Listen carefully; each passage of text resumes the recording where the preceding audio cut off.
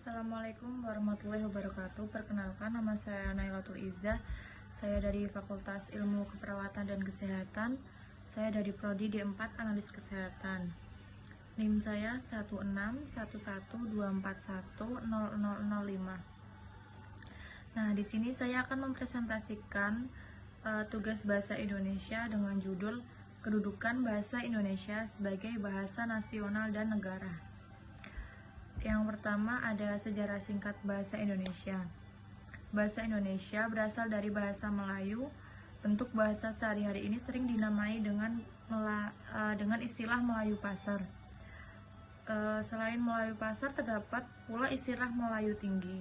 Bentuk bahasa ini lebih sulit karena penggunaannya sangat halus, penuh sindiran, dan tidak seekspresif bahasa Melayu Pasar. Pemerintah kolonial Belanda yang menganggap kelenturan Melayu Pasar mengancam keberadaan bahasa dan budaya.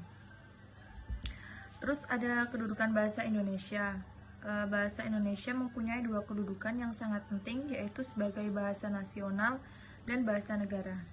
Bahasa Indonesia berfungsi mempererat hubungan antar suku di Indonesia.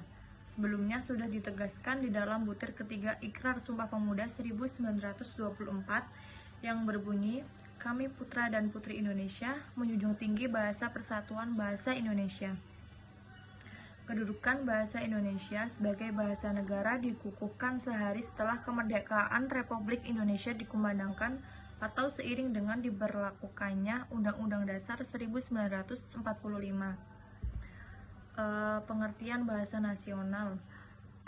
Bahasa nasional adalah sebuah bahasa atau varian bahasa, misalnya dialek, yang memiliki hubungan tertentu de facto atau de jure dengan suatu bangsa. Istilah ini digunakan cukup berbeda dalam berbagai konteks. Satu bahasa atau lebih banyak yang dituturkan sebagai bahasa pertama di wilayah suatu negara dapat secara informal disebut atau dengan gamblang disebutkan dalam legislasi sebagai bahasa nasional suatu negara. Nah, di sini juga ada fungsi bahasa Indonesia sebagai bahasa nasional. Di antaranya itu ada lambang kebanggaan kebangsaan. Yang kedua ada lambang identitas nasional. Yang ketiga ada alat perhubungan antar warga, antar daerah, dan antar budaya. Dan yang keempat ada alat pengembangan kebudayaan, ilmu pengetahuan, dan teknologi. Selain itu ada juga fungsi bahasa Indonesia sebagai bahasa negara. Bahasa resmi kenegaraan, terus ada bahasa pengantar dalam pendidikan, terus ada alat penghubungan pada tingkat nasional, dan yang terakhir ada alat pengembangan kebudayaan, pengetahuan, dan ilmu teknologi. Dari semua itu juga ada peran penting bahasa Indonesia dalam kehidupan sosial dan kenegaraan. Di antaranya itu ada sarana pemersatu bangsa, terus sarana komunikasi, terus ada bahasa pengantar pendidikan, dan alat perhubungan nasional. Nah, sekian materi dari saya dan kesimpulan dari materi yang telah dari semua materi yang telah saya sampaikan, di sini saya akan menyimpulkan tentang kedudukan bahasa Indonesia sebagai bahasa nasional dan bahasa negara. Itu dapat disimpulkan bahwa bahasa Indonesia dalam kenyataannya sekarang ini mulai redup di dalam jiwa kaum muda dan pelajar.